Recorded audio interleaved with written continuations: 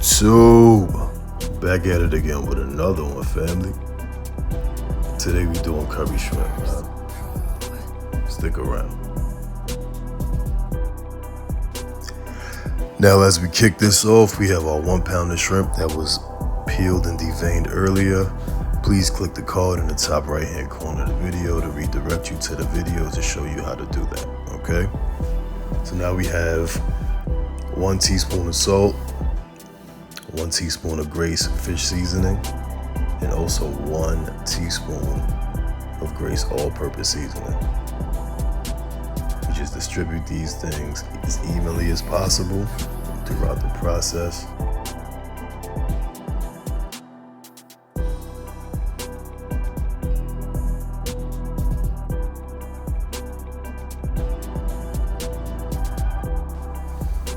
Now, if you don't have an actual measurement spoon to do these things, then you could just go in your drawer and find a spoon. The teaspoon is the smaller one. The tablespoon is the bigger one, man. It's like super simple. And if you don't have those things, then just eyeball it.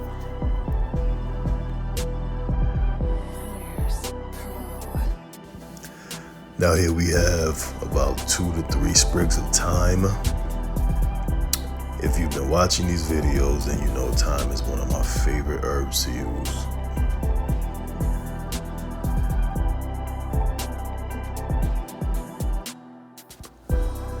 And you don't have to necessarily take all of the leaves off the stem because there's a lot of flavor within the stem as well. So you can just rip this up and just toss it right in. We use all parts of it in this particular recipe. Now we have our garlic powder. 1 teaspoon.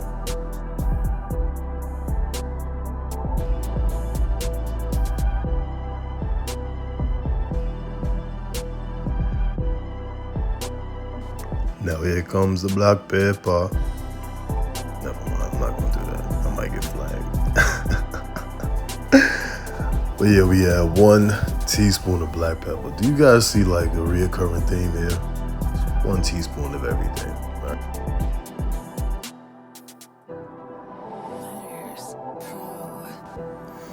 Now, some people may be more prone to go in with a fork and try to mix this, but just to show you guys, like, you don't want to use a fork because you puncture the shrimp. And once you begin to puncture the shrimp, once it cooks, it gives away that plumpness that you want, that snap, that bite that you want to bite into a shrimp and have. So this best tool to use is your hands to mix this, people. So as I'm showing you here, just been right in with my hands, put the fork aside, and we get down and dirty.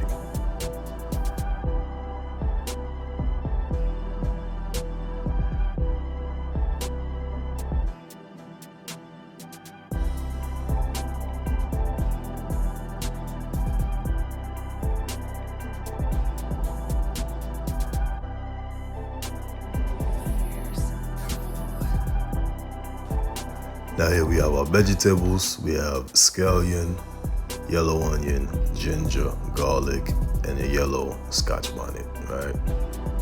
With the membrane and the seed, because we kind of want to, today we kind of want to put a bit of pepper in there. You know what I mean? Give it a bit more flavor, right? So we add this to a hot pan with oil, and then we just stir this in to impart flavor into the oil because we're going to use the lesser oil later.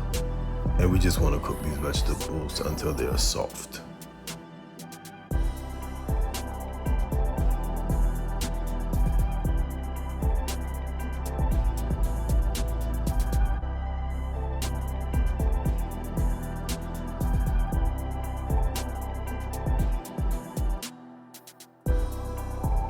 Now, as you can see here, they're cooked. They're not brown. The onion is not brown. We're not caramelizing anything. We're just cooking them until they're soft and imparting flavor, right? So we remove those. Now to the pan we add our shrimp that we previously seasoned. Now we cook these about halfway.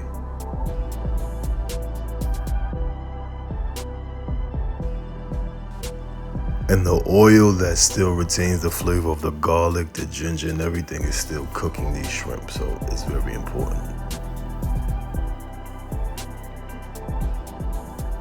Now after about 3 minutes or so, when we see our shrimp have been cooked halfway, it's about not bright pink, but they're coming along. So once you see that, we remove it. Now we add into that same exact pan a little, just a touch more oil, right? And then we go again with what? Thyme. Yes, sir. Fresh. Now this is to season the oil, because what we're doing is building flavors. Food is like a community, right? You can build one building here, one building there, but if they're in the same realm and you put them together, it becomes a community. Yes? Now, excuse me. Got a little overzealous with the curry powder, but in comes the curry powder. And as you can see, we add about 2 tablespoons, roughly.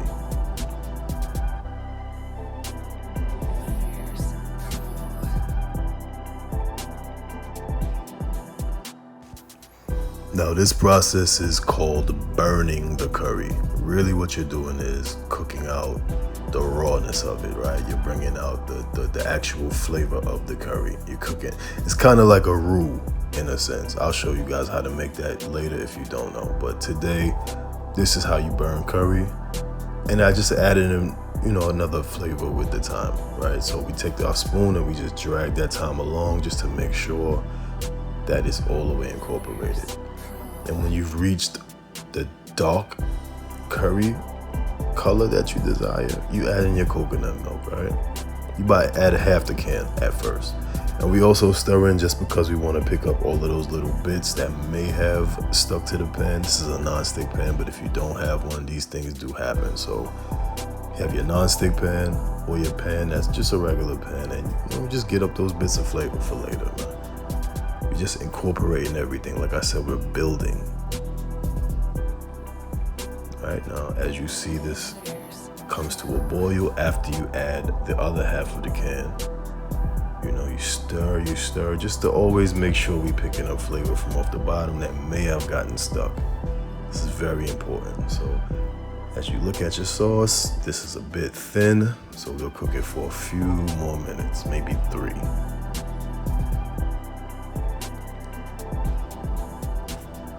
The sauce has gotten to the consistency that we want.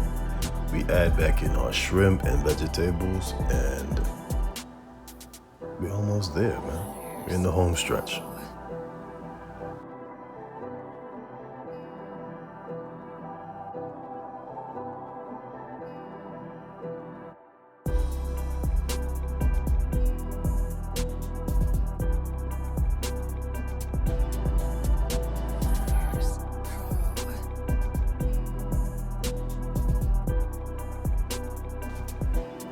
Now, once this sauce begins to give you these vibes, like these bubbles begin to become thicker and like it's not as easy to burst, we almost there, like 2 more minutes, man.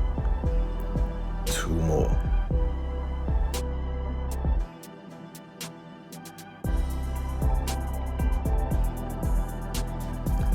This is what the work that we've put in accumulated to. This is the end result, people. Yeah, very simple.